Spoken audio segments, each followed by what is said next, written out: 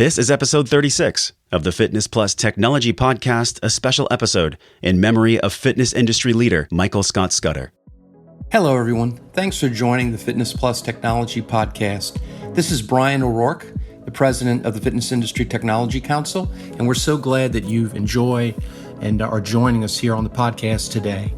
We're going to do something a little bit different than we have ordinarily. As some of you may know, a very well-known fitness industry consultant, Michael Scott Scudder, passed away unexpectedly early in July.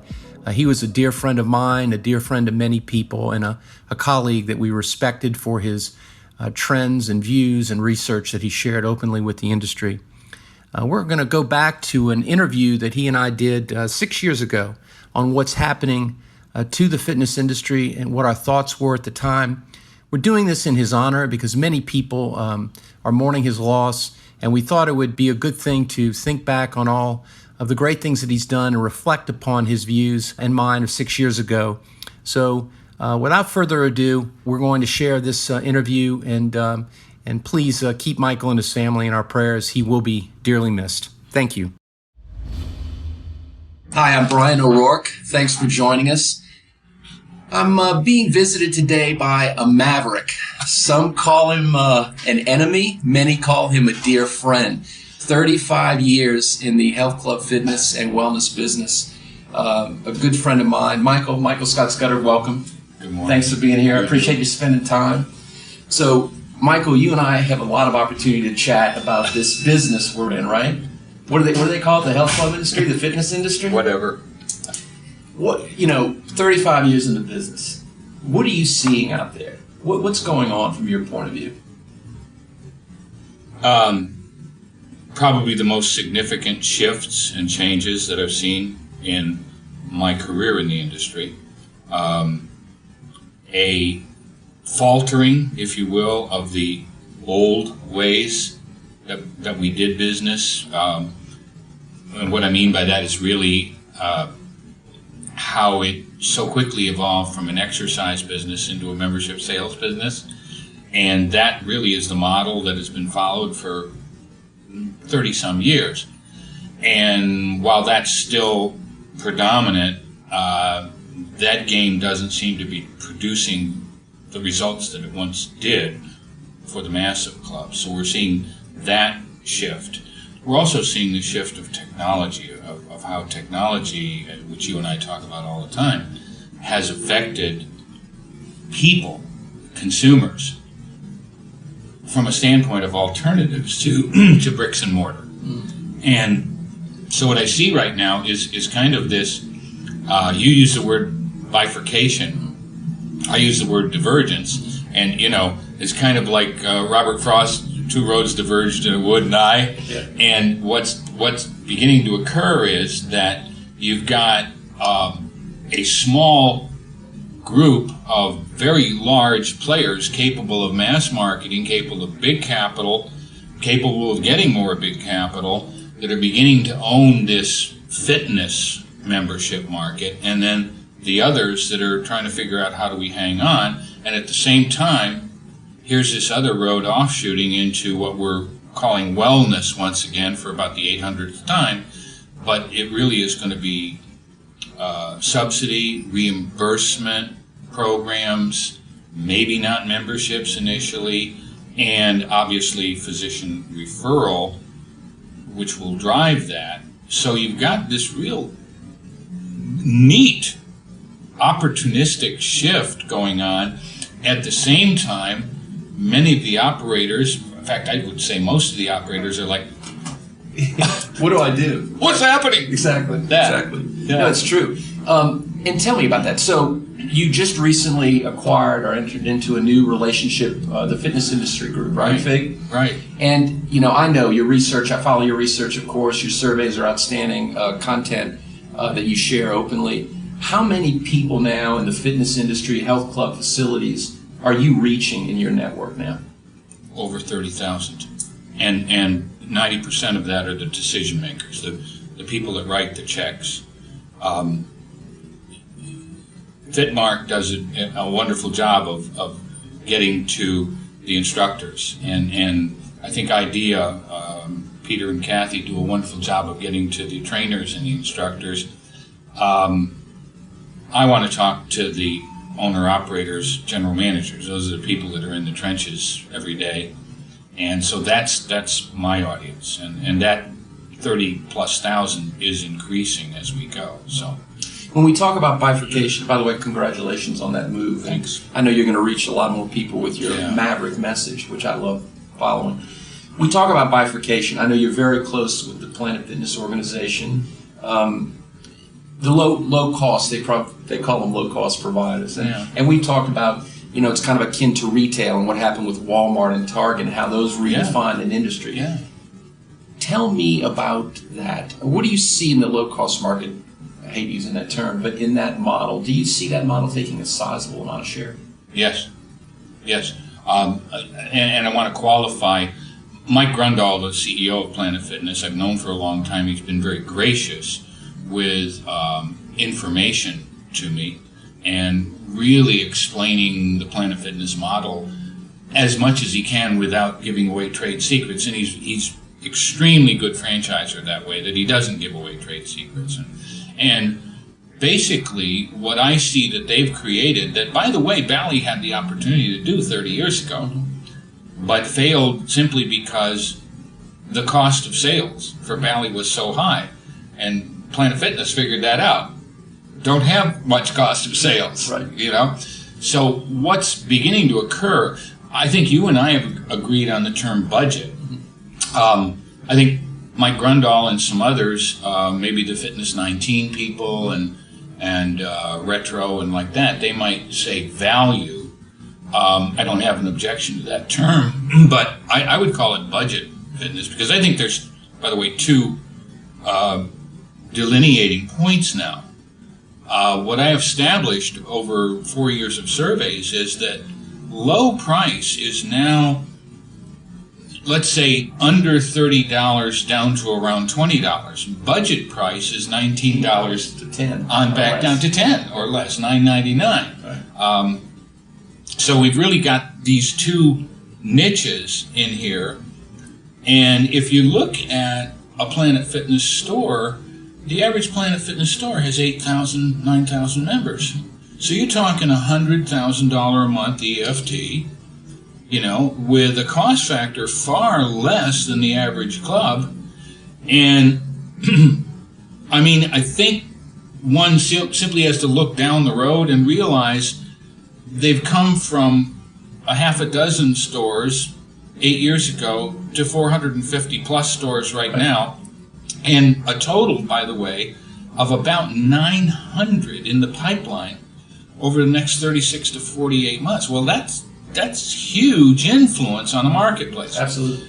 I think what happened, I don't know that it was by design, but what happened is they really tapped into consumers' thinking. Walmart tapped into consumers' thinking. Why do I go to my friend Bob, who's been in the electronics business locally for 25 years, a good guy, he'll deliver, he'll set up for you, and so on and so forth, but the same 52-inch screen, internet ready, that he has to sell for $1,200, Walmart sells for $795 or less. Well, what are you going to do? Exactly. And I think there is that reality having to do with Planet Fitness and low-price players, if that answers the question. No, I think it does. And so that's where you see Jim Snow at the Gold's Convention talking about their focus on the Express Club. That's really a budget model. Or Blink with Equinox getting their toe in the water. Or Crunches. Yeah, all of them. Yeah. They see it. It's an emerging segment. Then at the same time, what you have going on is Equinox acquiring SoulCycle. You have Lifetime with their yoga mind-body product. Right. They're trying to figure out.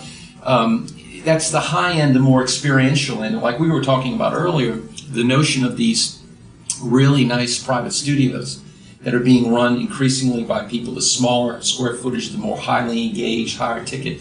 What do you think on the high end of the market? We see this huge budget expansion. Do you see the niche on the high end? Yeah, the high end is, my surveys month after month. I do it quarterly. So I have 4 quarters, and then I have a year end, and now I'm in my 4th year of doing those. And look, you're a numbers guy too. You start to see patterns in numbers. It doesn't take a long time. The high-end market, let's say the Red Larills and the East Bank clubs, and maybe Alan Steven Schwartz's TCA clubs, etc. High-end pretty much has a definition now somewhere around $75 a month and higher. So that would be, $900 a year, past $1,000. They're doing okay. Their margins have slipped, but they're profitable still.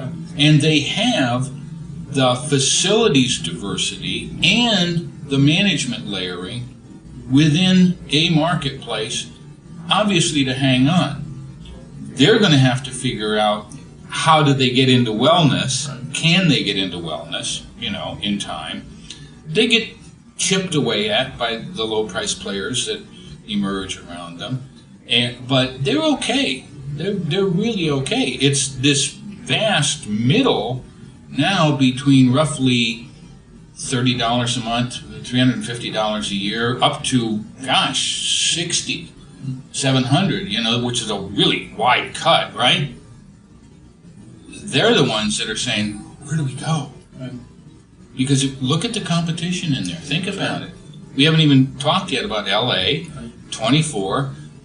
Where is Gold's going to emerge in this? Are they going to be able to do the Express Club ringing a flagship? If they do that, that'll be significant in a lot of marketplaces. And the good regionals that still are strong with their management capabilities and access to capital. So Correct.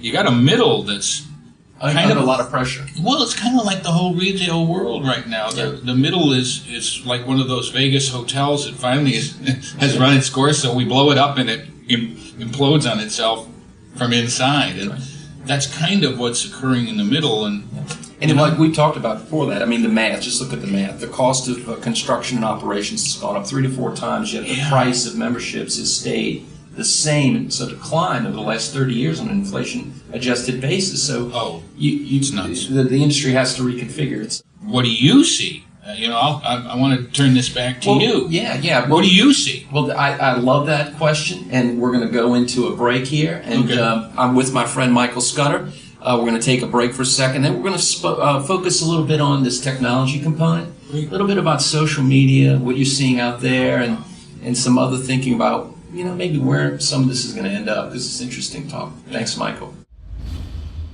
Hi, Bryan O'Rourke here. I'm again with the great Maverick, Michael Scott Scudder, the second round of our chat here. We're in, by the way, Michael, to tell people that are watching, we're in Arlington, Texas. Yeah. It's hot as Hades. We're right next to the ballpark and near the Cowboy Stadium, and we're looking out on a almost cloudless day that's going to be 108 degrees. Yes, boy, it's going to be hot as hell. We're not going out there, are we? Good. Well, so when we last spoke, we were going to segue a little bit into technology. And social media, some other things around that, because these are topical. They're pretty popular things people want to talk about nowadays, it seems. Yeah, let me ask you something here. I'm going to interrupt you and ask you something here. Because you're as important an interview as I am, truthfully. Oh, well. You know that one of my premises has been that we've done this great job, and I really do believe we've done this great job of selling memberships, quote unquote, over 30-some years. And that really started when EFT came in the early 80s. We really started selling memberships. But my question is, we as an industry, I think, brag a little bit that we have 50 million members now.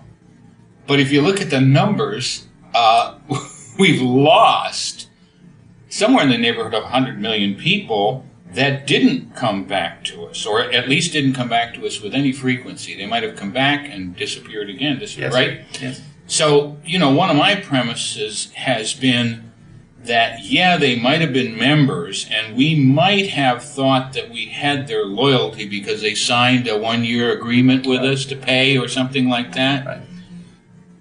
But they never became customers. Right. And I know that you've been very customer-centered. One of the first things you said to me when I met you 5 years ago was you talked about customer centricity. So where do you see where has the industry failed as far as customer centricity is concerned, and where does technology, social media, et cetera, fit into that? Well, it's about a customer engagement. It's about creating an experience for somebody that is relevant to them, and that requires, intelligence. It requires knowing who they are, what they're doing, and why. And when you learn that, it makes it much easier for you to service them, right? Mm-hmm. And this is not the common vernacular in the health club industry. That thinking is not very common. So what intelligence enables you to do, especially with the cloud and what's happened with the cost of software. It's gone way, way down. Right. So you would think, and there are some people experimenting with this stuff, you'd think that some smart competitors are going to figure out how to do a better job of servicing customers based on intelligent metrics. And it's not just in the facility itself.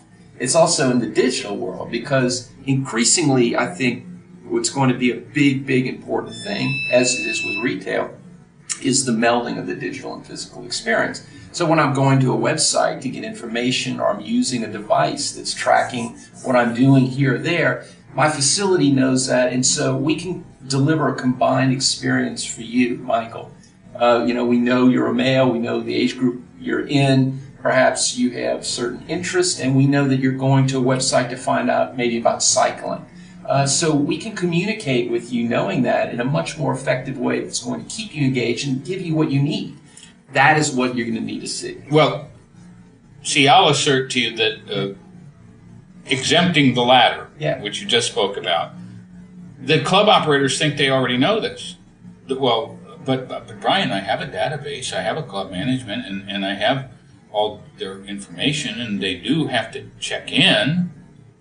So if you would, expand and expound a little bit on what you're talking about, because I don't think, personally, the club owners know much beyond that. Sure. Do you think? No, generally, as a general rule, no. But it comes down to actionable things, right? Mm-hmm. So instead of having to sit down and run reports to figure out, who is interested in cycling, we're talking about, workflow, actionable things in information systems, so that your system can be set up so that if you're visiting the website looking at cycling, and I know you're coming in and I know you're taking cycling classes, the system's set up to automatically communicate with you about opportunities for you to do things, and also when you go on the web, actually deliver customized content for you. Instead of a static website, you're going to see customized content that's really for Michael, that's giving Michael what he wants to experience. That's going to lead to much greater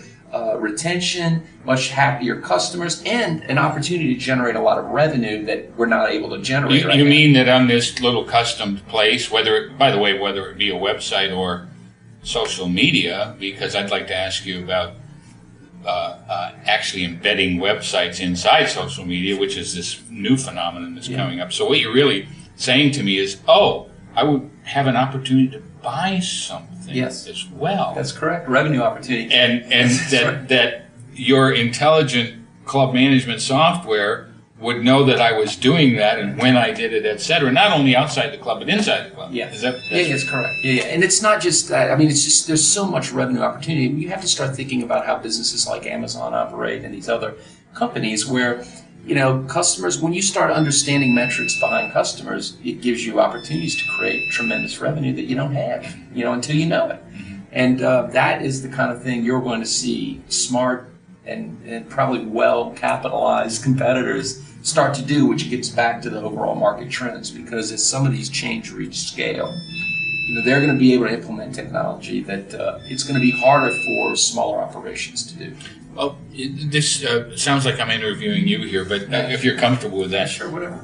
There's something some of the veterans in this industry have known for a long time, and that is that old 20/80 rule. Yeah. Which is, by the way, does work. It works.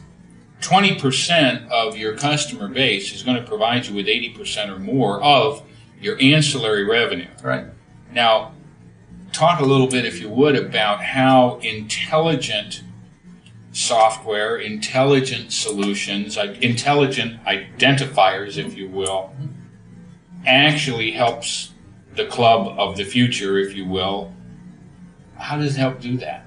Well, it's the long tail. If you read Chris Anderson's work, the long tail effect, and that's what digital technology enables, which is that there's more or less. The 80-20 rule still applies, but there's this 80% of people that you're able to reach because you're giving them what they want that's very specific to their unique needs. All these micro channels you could never imagine that are all part of our health club business. We just haven't had the system of delivery to enable us to monetize those things in a way that impacts revenue. And more important, to service them. Okay, because there are all these niches of customers that aren't having their needs met. It may be as simple as, females who have toddlers who like mind-body classes. And, that's a niche. That's a customer. Maybe in the life cycle or the cycle of a customer breakdown, when you think about the 80-20 rule, that's way down here at the 90th percentile.